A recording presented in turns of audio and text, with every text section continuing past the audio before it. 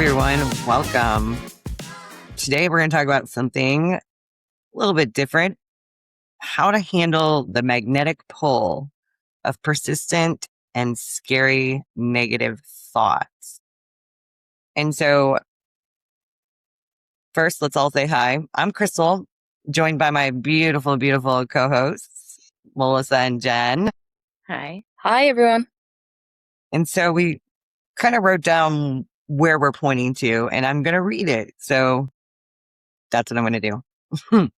So we stand at the center of a mental storm, watching intrusive thoughts pull at us like a relentless tide. Instead of fighting the current or fixing the fear, we recognize these shadows as a mere projection of a misunderstanding.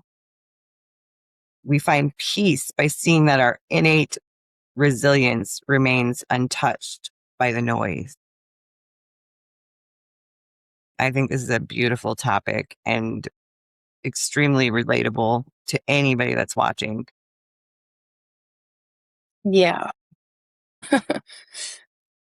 It's so relatable. Like, even just that pull into the storm. Like, I still get it now, particularly around money. And I was in a storm the other day. So, remember I said I did that 3-day retreat thing, and I hit someone's car with my car. We didn't go for insurance because I thought it was going to cost more money, and then we'd both be penalised on our insurance. And so she said, well, you can just pay me the money. And obviously money is my big thing at the minute, so obviously that's why it come up. And then she messaged me a couple of days ago, said, oh, she gave me the quote, and I was like, ugh. So I paid off some of it. And then I'd done some cleaning jobs and some other little bits. And she messaged me again saying, can you let me know when you've got the remaining £140, blah, blah. And I felt instantly triggered. I felt that pull of those negative, scary thinking that, like, oh, I don't have the money. And then, like, I was literally feeling negative thinking towards her, and like resentment, and like, oh, go away, you annoying person. And like, and I know that it wasn't her fault. You know, I'd be the exact same. But I couldn't help but feeling those emotions and that thinking. And I'm like sitting on the sofa, and I'm like, okay, I know this isn't who I want to be. I know this is just fear from coming from lack of money. And I know this is serving me. I know this is helping me. You know, that happened. Like, I've not had an accident or touched my car on anything for a very long time. And I just happened to do it on them 3 days. And then, yeah, so all that thinking was happening, and I'm like sitting on my sofa and like getting wet, and I'm starting to cry because I'm starting to feel all of that emotion and all of that kind of fear. And Dave was like, well, because I had messaged her first. I said, I can't remember what it is because I deleted it, but I messaged her saying, you'll get it when I've got it. Like, I can't give you what I don't have. It was quite snippy. And Dave was like, oh, that's quite snippy. I was like, yeah. So I deleted it. And he goes, well, how much do you have in your account? I look in my account and I start pissing myself laughing because you know how much I had in my account? 140 fucking pounds. The exact amount. And I did not find that as a coincidence. I was like, oh, for fuck's sake, I'm just gonna have to pay it to her. And he goes, pay it to her. I was like, yeah. And then all the fear thinking come up. Yeah, but I've got bills to pay. Like, when's your next bill? Couple weeks. Well, you've got a couple of weeks of money coming in. I'm like, I know. And I could literally feel my mind reaching for all these like negative thoughts and like reasons why I couldn't, because I didn't want to let go of that money. And I was like, okay, that's an opportunity here to let it go and just release it. And so I did. I sent her the money, and then I sent her a message like, hi, and I could feel the resistance. There's so much resistance, like being nice and like, Ben, hi, lovely, I've paid you the money. Hope you have a lovely day. And I literally sat with it for a moment. I was like, I didn't press send money until I like just allowed myself to feel that negative thinking and allow it to kind of pass. And it didn't completely pass, but it did. Like I could see her as a human soul and all of that kind of stuff. But as soon as I kind of let that frustration go and that, this is just my thinking. This is the reality that I'm living through my own thinking. And then as soon as it kind of like waved off, I said, okay, send. And then I sent her the message. And then, yeah, do you know what? It felt really like that was a hard one for me, like that. But there was so much resistance in me. But I also knew that I wanted to be a type of person that is just light and doesn't act from fear. So yeah, like I really resonate with this one where it's so easy to get pulled into those storms and those shadows, but they are an illusion. And when you can just sit with them and when you don't fear them, they do kind of subside, and then you can kind of laugh about it, and then you can kind of be like, oh, it's really not that serious. It's really not that much of a big deal. And like when you start questioning yourself, like, I don't have the money, or I can't do it, or I've got like, but do you? And that's what Dave did for me. But, well, how much have you got? You've got the money. It's normally fear of letting something go that stops us, So yeah, that was my kind of story about like me getting caught in the storm and just sitting in the storm and not letting it affect me, and then allowing it to kind of pass and break through the other side. Because you do feel good when you get to the other side of it, when you don't react from it. You're like, okay, I am a good person, Yeah. Well, and I love what you said because it makes all the difference when you know that you're in your thinking. I think that's the tipping point. When you understand it's your thinking and it's coming from inside of you and that it's going to pass as long as you don't feed it. Because when I first came to this understanding, I did not know it was my thinking. All of those negative thoughts, the what ifs, the how am I gonna, there's no way it's gonna work out. I believed those full-heartedly, and they were truth. They were not thoughts. But now that I know it's thinking in the moment, and a different scenario, but I went to this big meeting at work. It's called the quarterly. So every 3 months we meet, we go over what we should be doing differently, how we've messed up, all this stuff. And I have a lot of thinking. But I knew I had a lot of thinking walking into it. And so when the things would get said that I just did not agree with, that I was just like, had I not known I was in my thinking, I would have been defensive. I would have been rude. I would have felt like I had to stand my ground. Not that they were coming at me in any way, but because the stuff that they're teaching is almost right.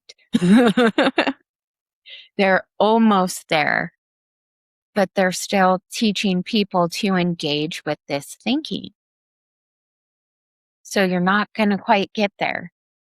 You're getting right to the edge of it and stopping. And it's like, it's so frustrating.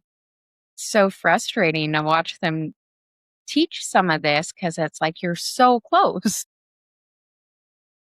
And all that thinking, the tipping point is when you understand it's thinking, though.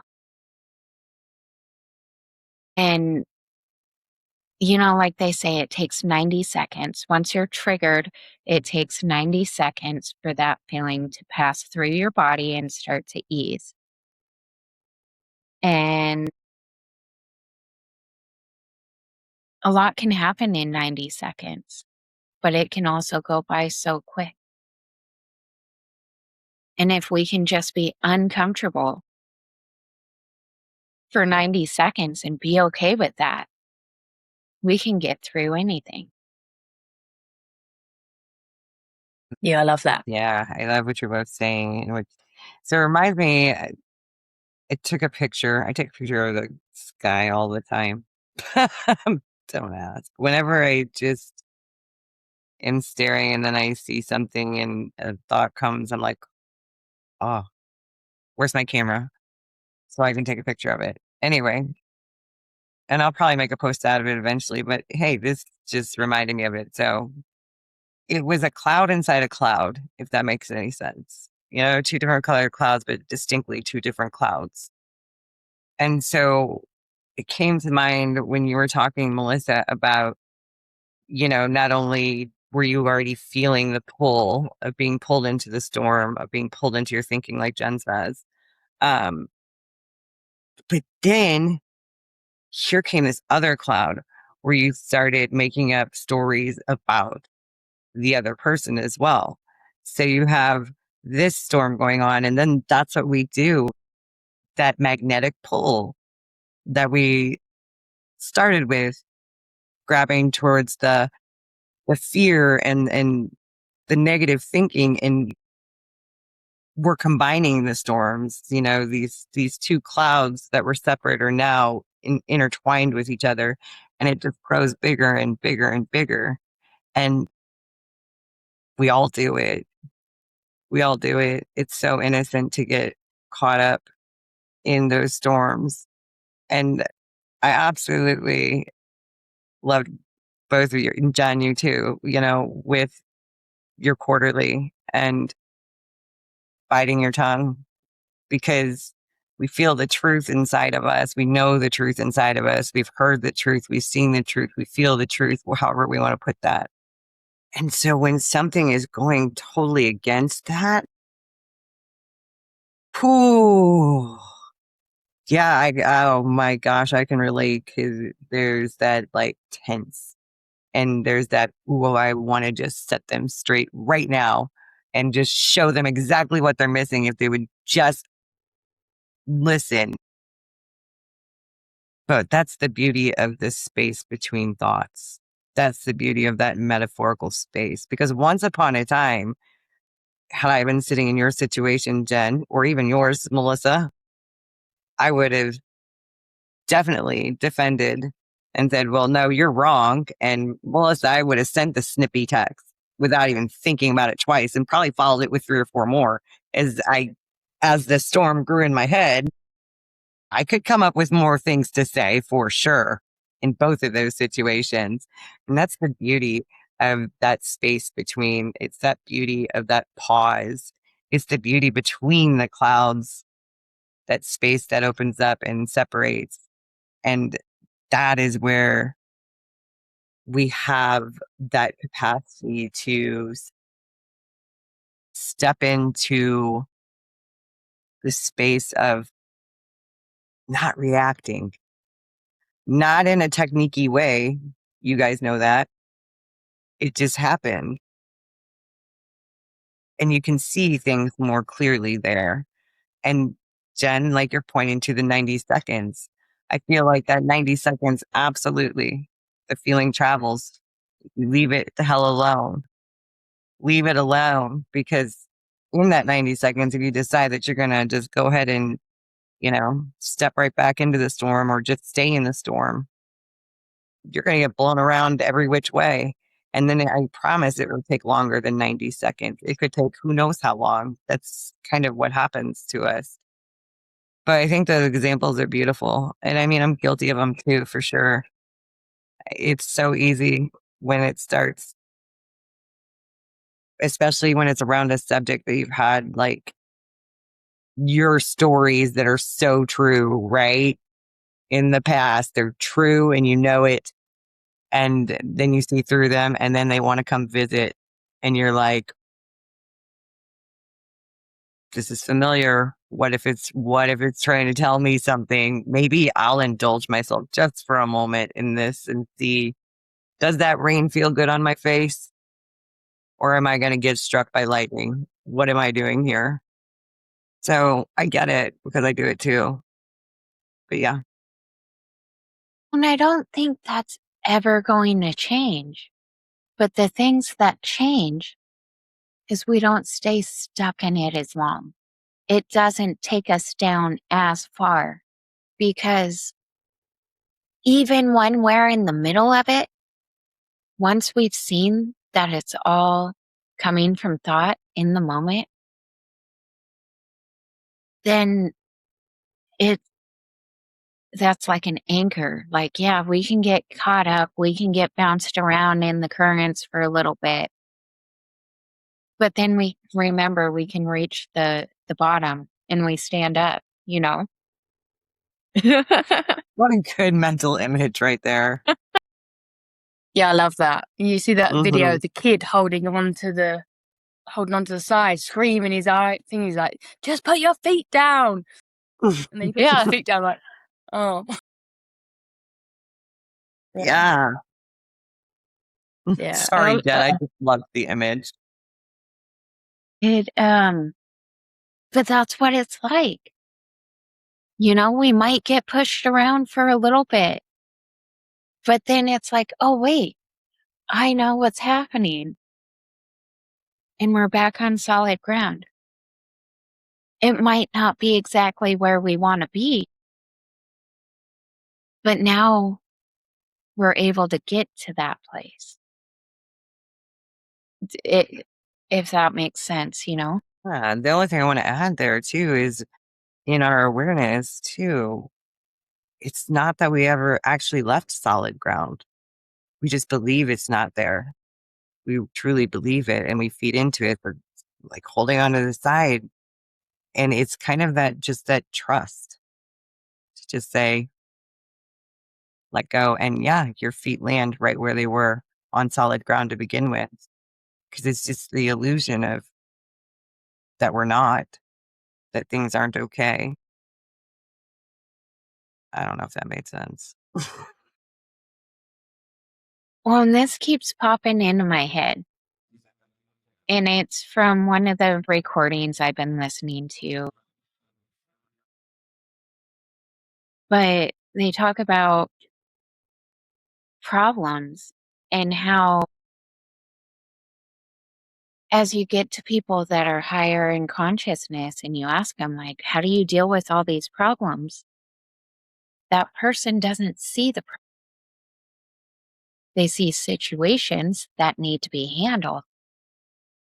But the problem comes from our thinking about those situations.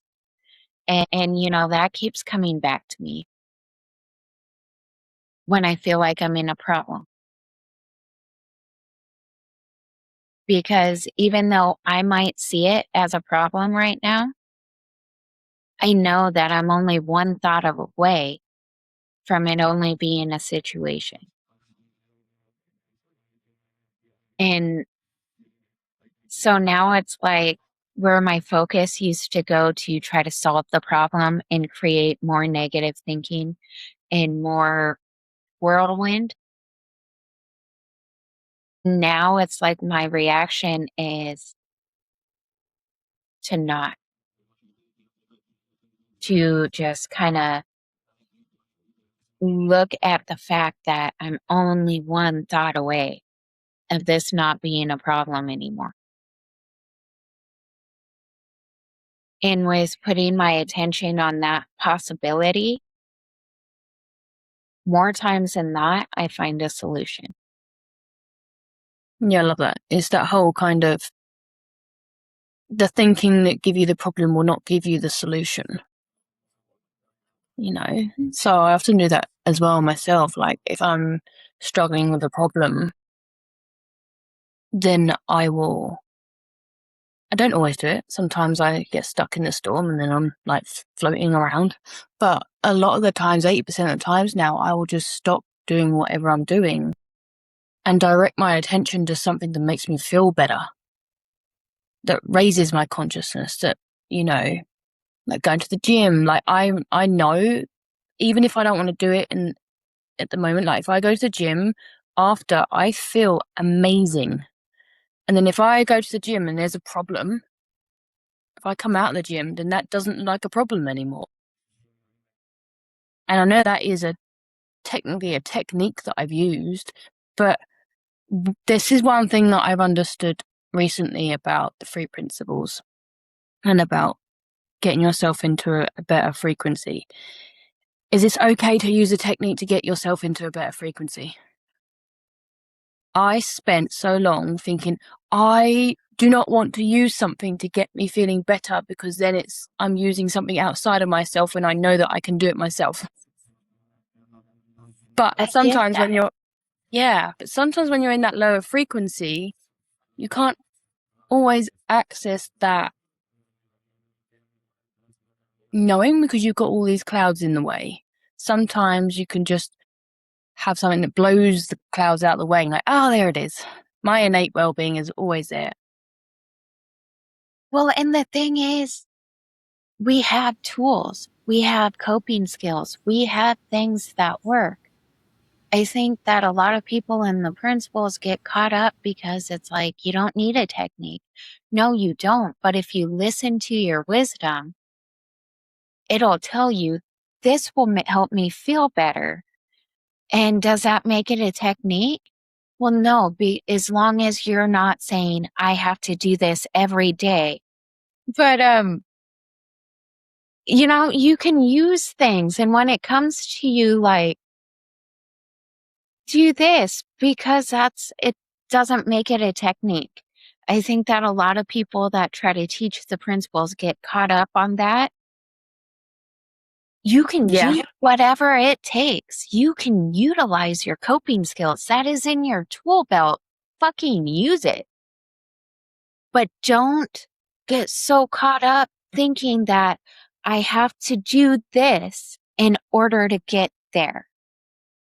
Yeah. That's where it becomes a technique. That's where it becomes a problem. Yeah, I think it's the kind of, that got me there. Yeah. It's the difference in realizing. I'm sorry, Melissa, go ahead. No, I was just going to say, like, I know that the gym didn't get me there, but I used the gym to help me on the way there. Yes. That kind of thing. And I think what problem is when people, literally what I used to do is I used to be addicted to the gym because I thought that it was the gym that was making me feel better. Right. And so now it's like, it's a completely different relationship with it, because I know that the happiness or that feeling doesn't come from the gym, or doesn't come from chocolate, or it doesn't come from whatever else we're using, but it's just like my innate wisdom guiding me out of, the lower consciousness. Yes. Absolutely. And that's the whole thing. Like, obviously I missed a snippet of this, but we all have our different ways of calming. We all have our different ways of getting, of being present. And when we see that we're caught in a storm, when we see that we're caught in our thinking, we all have our go-tos. And here's the thing on why I feel that it's not a technique anyway. Because it doesn't look the same for everybody. If it actually worked, if that was actually it, then it would work for everybody. But it doesn't. That's why we're each different in what we do when we see that we're in our thinking. Sometimes it can be as simple when you've been in this understanding, and you guys know this now too. It can be as simple as just letting it go, recognizing where you're at and just stepping away from it, metaphorically. But yeah, sometimes for me, it is just staring out into nature. I mean, whether it's really hot here right now, so you're not going to find me sitting out there, but I'll still stare out there if I find myself getting caught up in a story. And no, I don't see that as a technique. I see that as taking in the energy around me, taking in the beauty around me, just being in the moment and letting go of any other story that might be going on in my head at the time, and just being present. Do I have to do that to be present? No. But when my little tornadoes and thunderstorms and lightning is going on in my head. Is it helpful to me? Absolutely. Does that mean it's going to be helpful to somebody else? Nope. So I get it. Right. We all do it. And we all do our things. I still journal. I still journal all the time. I was going to say, people journal. Not because I think that's going to be, if I don't journal, something bad's going to happen. But that's just what I do because it helps me. Do I do it every day at the same time to make sure that gets me in the right headspace? No, I do not. Sometimes there's months I go without it. Sometimes I start journaling and I get 2 sentences in and don't even finish it. Sometimes I write 3 pages. But that's something that I use for me. Not because I've decided that that's the only way I'm going to get the principles, but that's how I keep track of my journey. And when I get to write down the things that I've seen, sometimes I get to see more that I didn't realize I had seen.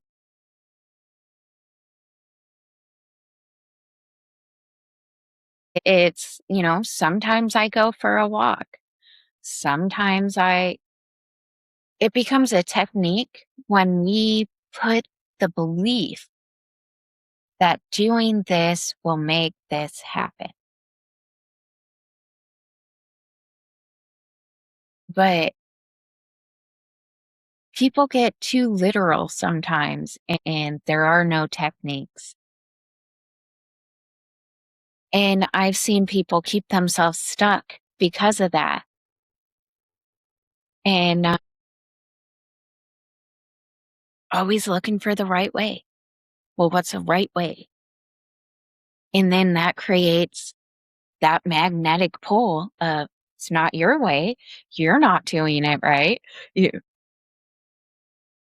it's just little things that just, without us realizing it, make the storm worse. And just as far as the principles go, there absolutely is no technique.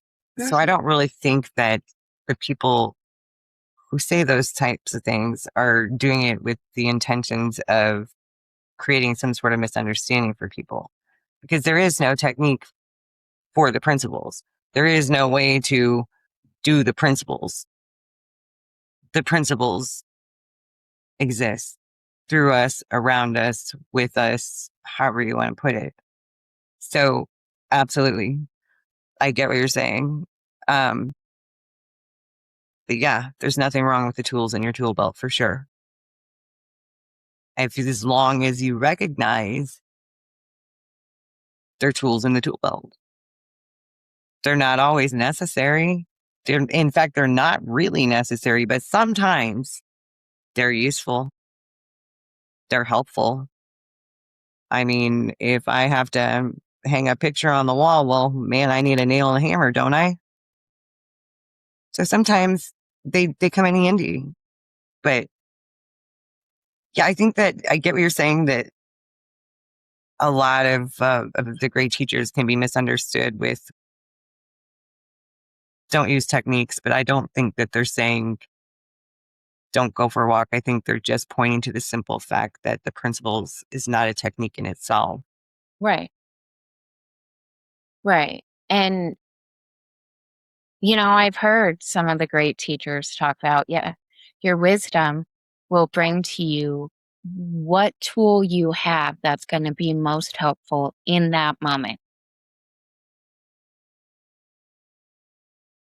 But if I believe that it's the journaling that's going to get me there, and my wisdom's telling me, bitch, go for a walk, you need to calm down. And I'm like, fuck this, I'm journaling because that's my technique and that's going to get me there. It's going to piss me off. I'm it's sorry, hold not on. going to work.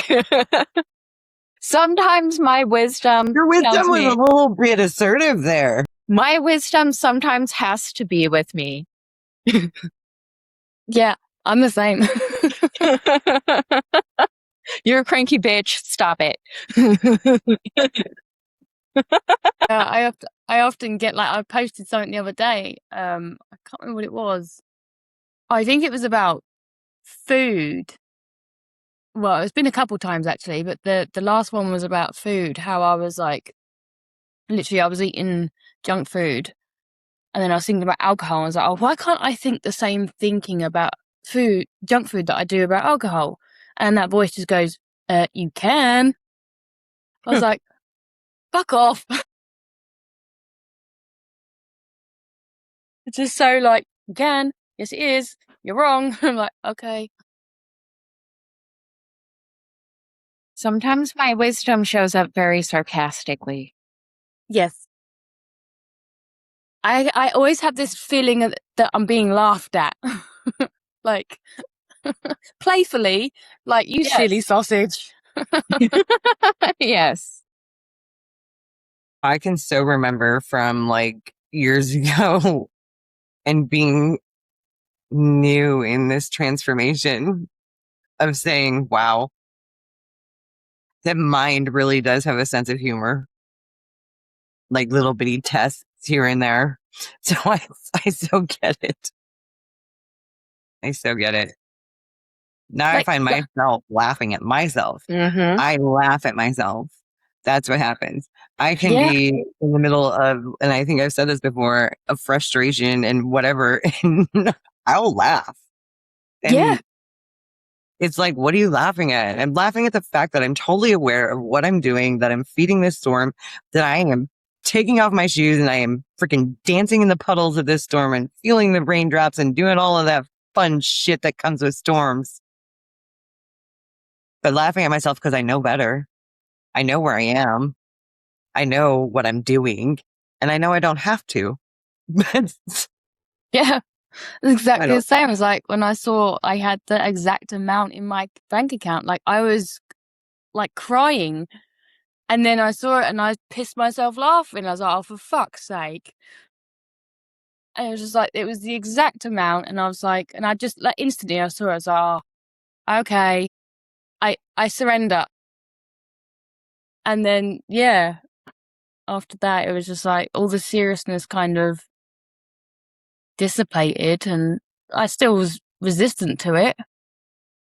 But I knew I didn't have, I knew I'd lost the argument, so to speak. Okay, Yeah. so I catch myself sometimes in that thought, and then it's like I'll take the step back and take it all in and have to laugh because what the hell? Who comes up with this shit? Like, what? And I believe this? Like, what am I even telling myself? Does that work? Because some of the things we tell ourselves are so outlandish, so just out there that the only way you could believe it is it because you were caught up in it and it was happening all around you and you didn't have time to really look at it. Because some of the shit that I come up with of how I'm going to ruin everything and it's all going to go to hell, it's like, I don't even think that's possible. Like, some of the ways that I've made up how I will ruin everything or and now I laugh at it and I'm like, wow, I believed that so wholeheartedly before. And now it's like this little kid with the stuffed animals trying to make him roar and make him scary. And it's like, stop it. Yeah. Literally, like, Saturday, we went to a barbecue, and same thing. Like on the way back, we was walking home, And we were talking about like what I was feeling, and I was like, it's so ridiculous, isn't it? It's just so childish. And it was because I'd made these mini cheesecakes, and someone else had made cheesecake as well, and I was like, no one's eating my cheesecakes. And it was like this feeling inside me that like, oh, I'm not worthy. No one likes me. Like, and we was walking back and we was laughing about it because I was aware of it when it was happening. Like I instantly felt like, oh, is anyone going to try my cheesecakes? You know, and they did, and they were really nice. It was literally, we was walking back and me and Dave were talking about it and we were laughing about it. It was like, how fucking ridiculous. And it's amazing that, you know, we're aware of that, but I never used to be aware of that. And I would be fully like triggered and stuff as an adult. And now it's like, oh my God.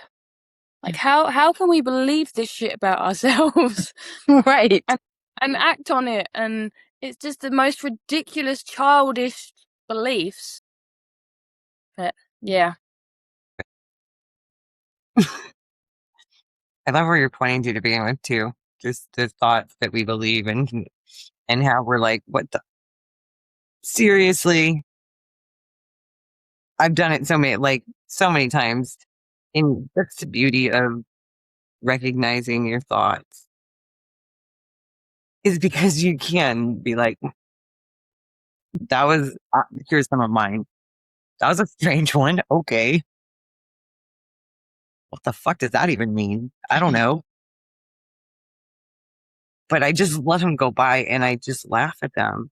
And that's not a technique. That's just what I do. Because, and it's like you guys were pointing at, I laugh at them because once upon a time, I believed every one of those suckers. Mm-hmm. And when I believed one of those suckers, oh man, it had 100 friends to come with it to back it up, make it Right. look so real. So real. Or like before, I would have a judgmental thought and then I would get mad at myself and then I would have all these self-judgmental thoughts. And now it's like I can laugh. I can laugh because I know I don't believe that judgmental thought. But like, wow, what an asshole. You know And what comes to my mind is that saying, and you know, it's just a saying, but maybe it was pointing to something all along. Laughter is the best medicine. Maybe it is in that awareness when we can laugh literally at our own thoughts because we see them for what they are. and I think the first trap we have to get out of is that getting mad at ourselves for having those thoughts. I find a lot of people that are aware of their thinking, but then they turn it on themselves and create even more thinking about what a bad person they are. And it's like, but you know that's not true. Laugh at that shit. Laugh at it. You got to see that that is something pretending to be you, hoping that you will believe that it's you. It's like little spies coming in and you got to be able to catch them, be like, nope, nope. And when you laugh at them, they're like, well, shit, we didn't even scare her or make her think about herself or. yeah. I remember like the brain, if we start giving attention to a specific belief, then our brain will always find evidence, because that's how a belief feels so solid, is because it's looking for evidence, you know, and it will find it. But when you laugh at it, it's got nowhere to go, because you're like, it's just so silly that it can't give. Like when we was walking back and we was talking about it and laughing about it, like my mind had nowhere to go. It couldn't pick any evidence up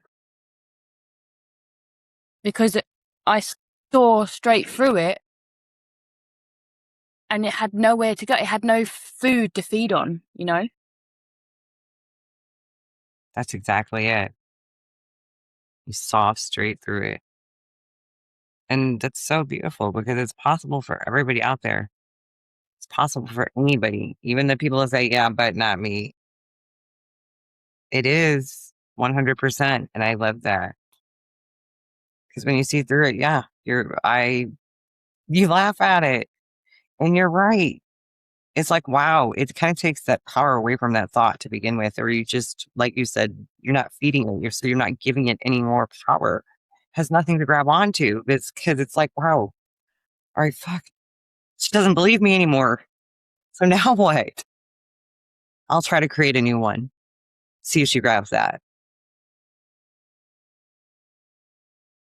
Well, it's the same kind of thing as like a bully, isn't it? Like if you've got two people and there's a bully and there's like the attacking, and that other person feeds it by attacking back. But if you're nice and loving, they often run out of energy because they've got nowhere to go. Mm-hmm. Same with our thinking. If you see our thinking as just a bully, or it's not a bully, it's trying to protect you, but it is a bully in the outside world. And if you just love it and be kind to it, and then it does have nothing to feed on because it feeds on our fear. Yeah. I think one of the most important things that you just said right there, so I just want to point it back, is love it. When we're coming from that space of love, gosh, that's it right there. That's the space. That's the beautiful feelings. That's our innate well being. That's our awareness. That's all of it. It's just that beautiful love. It's so much better when you love something than when you fight something. Yeah, I've really seen that recently, like, or when I did that 3-day event and I felt my heart open up and I felt that power, like I literally felt that energy around my heart. Like I keep going back to that because I used to feel like love, love. Like I didn't not love, but I just thought it was like, you see all these people with like love and love, love, love, love. And I was like, oh, go away. But that's not real love, like divine love. It doesn't have to be love. It can be love. It can be love. It's like, okay, I can get on board with this. I don't have to be like all kind of weird about it. But I did. I used to be like so like allergic to love. So I have this kind of, it's a bit like the same thing as like the word God, because God already has this kind of condition response to it. So I kind of have a resistance to use the word, even though that's what I use. Like God is a powerful word. Love is a powerful word. And I don't know where I'm going with this, but it is. It's kind of like love is the answer to everything. And it doesn't have to be all pantsy and Nancy. It can be strong. Yeah. I know what I'm trying to say, but it's not quite coming out. I'm not quite articulated. What kind of came to me though, too, with just the whole, love is the answer to everything. If we could see that's just not a cliche, it's not just some saying, it's not just some random words. If we can see the truth and the depth in that, that's beautiful. And it is powerful. It is powerful. Just like people shy away from using the word God because it's so powerful. And there are people who have opinions. But guess what? Everybody has opinions. And that's okay. Everybody's allowed to have opinions. But it's in that beautiful, pure, divine love that we see those kinds of things exactly. You were talking, I think love has that added thing just like the word God does. Has this predisposed image of what love is supposed to be. And the love that they sell in the magazines and on the TV is not the love we're talking about. Not even close. The love we're talking about is that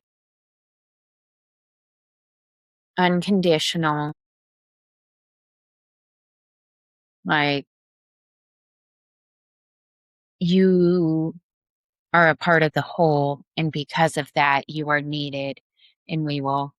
I don't know. I'm not explaining it well either, but it's not the romantic love. It's because we're trying to explain something that's not of matter.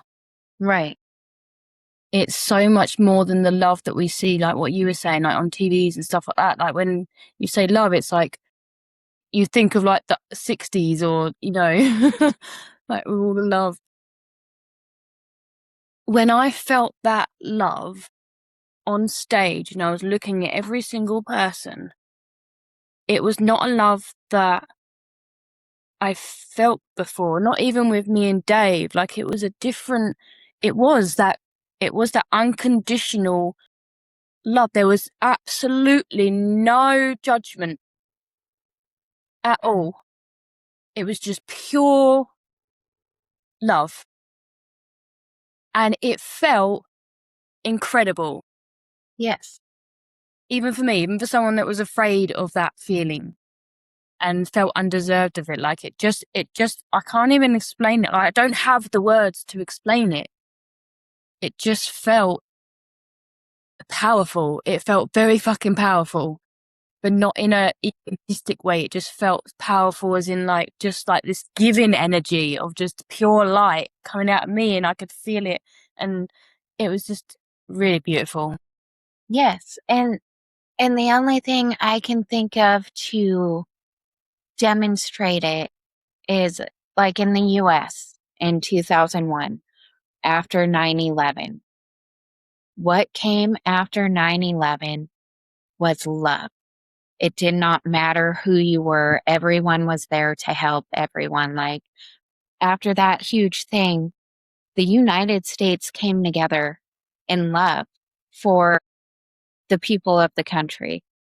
You know, that's the kind of love that it doesn't matter what color you are. It doesn't matter what social status you are. You are a human being and you matter. I think the one word too, though, Melissa, that you got that I was thinking, and which let's be clear at least about one thing. There's no actual words to describe the type of love that we're trying to point to. But the best one that I've seen for myself so far is pure. Absolutely unscathed, unconditional, no strings attached, has no agenda. Absolutely 100% pure. That is actually, so I'm glad you said pure, because to me that's it's trying to describe something that Is not. undescribable. Yeah. Yeah. It's a kind of love that's untouchable. Absolutely. That cannot be, this is not the right word, manipulated, but it cannot be Diminished. Yeah, it just can't be touched. Yeah. Beautiful. And I get to feel that more and more, like it's only small amounts.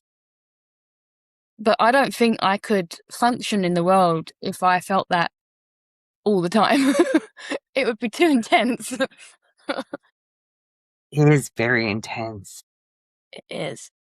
I, like when I'm feeling it, like it's so, like it's like my body can't contain that much love. It's just so powerful.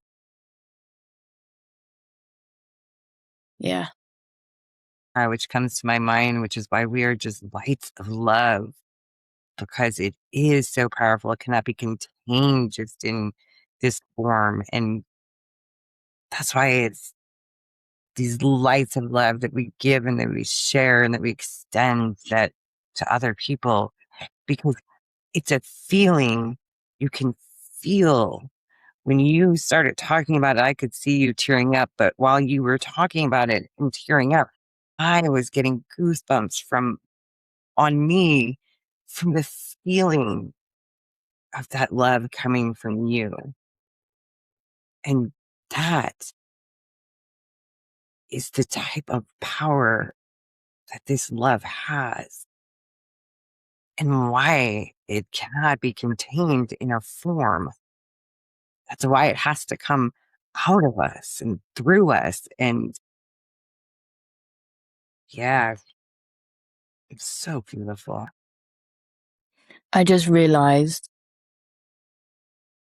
when I say that for years I felt this powerful version inside me that wants to come out, that's the light.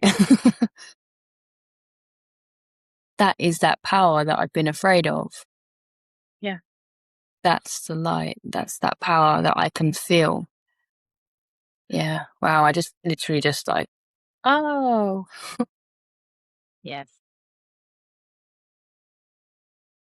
And I think that's a beautiful, beautiful space to just. So don't forget to like, share, subscribe, comment, let us know what you think, reach out, share this podcast with anybody that you think it might be helpful to. Share the love. Yeah. Share the love. Bye, guys. Bye. 1, 2,